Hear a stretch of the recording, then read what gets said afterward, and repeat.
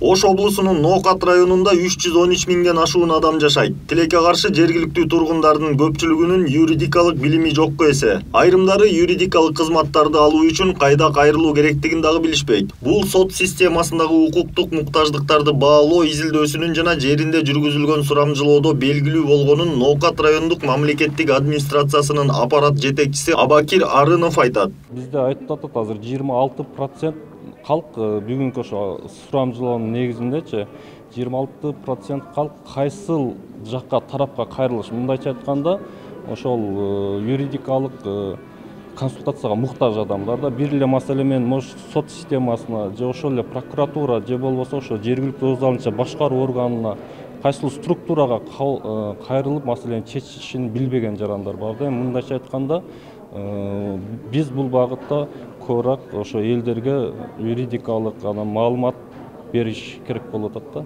Белгилей кетсек, бул изилдөөгө азырынча өлкө аймагынан 3 гана район камтылган. Ноокат районунан сырткары Ысык көл облусунун Тоң жана Бишкек шаарынын Свердлов району кирген. Изилдөөнүн методологиясын улуттук статистикалык комитет түзсө, жеринде сурамжылоону Ребикон изилдөө компаниясы жүргүзгөн. Конечно же, данные разнятся, поскольку изилдөө өзүнүн максатына жетти деп ойлойм. Анда жарандардын муктаждыктарын аныктадык. Укуктук жардам алууларды калк арасында бөлүп карадык. Биз сурамжылоо жүргүзгөн 3 райондо укуктук муктаждыктар 3 башка экен. Мисалга Бишкек шаарынын Свердлов районунун эли укуктук жардамдарды кимден, кайсыл органдан алышы керектигин жакшы билишпейт.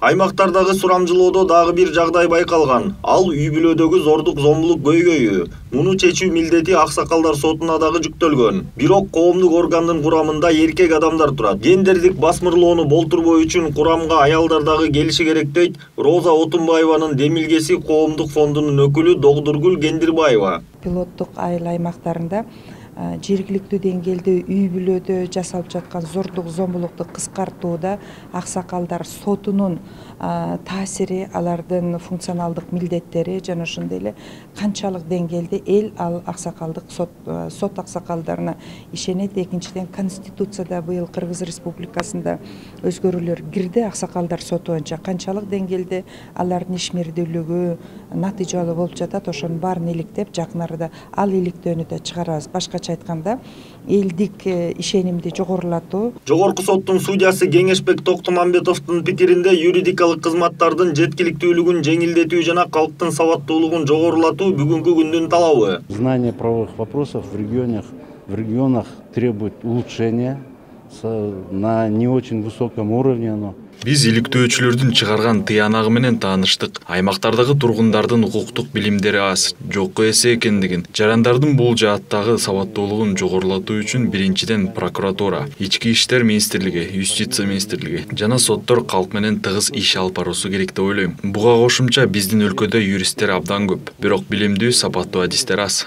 Албетте көп нерсе жарандардын өзүнөн көз каранды. Ар бир кыргызстандык юридикалык билимге кызыктар болушу керек. Жарандарга көрсөтүлүүчү юридикалык жардамдын сапатын жогорулатуу жана калктын укуктук муктаждыктарын изилдөөнү президенттин администрациясы демилгелеген. Конечно, мы сейчас это все сядем. Бул изилдөө биздин өлкөдө биринчи жолу болду деп ойлойм. Азырынча 3 райондо өттү. Муну менен токтоп калбайт. Изилдөө сурамжылоо башка аймактарда дагы уланат. Бул өлкөнүн улуттук стратегиялык өнүгүү программасын ишке ашырууга өбөлгө түзөт деп ойлойм. Бул изилдөөдө жарандардын муктаждыктары эле эмес, күч органдарынын, аксакалдар сотунун, юристтердин жана коомдук уюмдардын жарандар менен иш алып баруусу дагы такталат. Буга жогорку соттун, прокуратуранын, министрликтердин өкүлдөрү, юристтер жана эксперттер катышты. Белгилей кетсек, жакында эле жарандарга юридикалык билим берүү үчүн республиканын ар бир облус, райондорунда бирден адис бекитилди. Айдар Темиралиев, Жантай Макенов, Пирамида.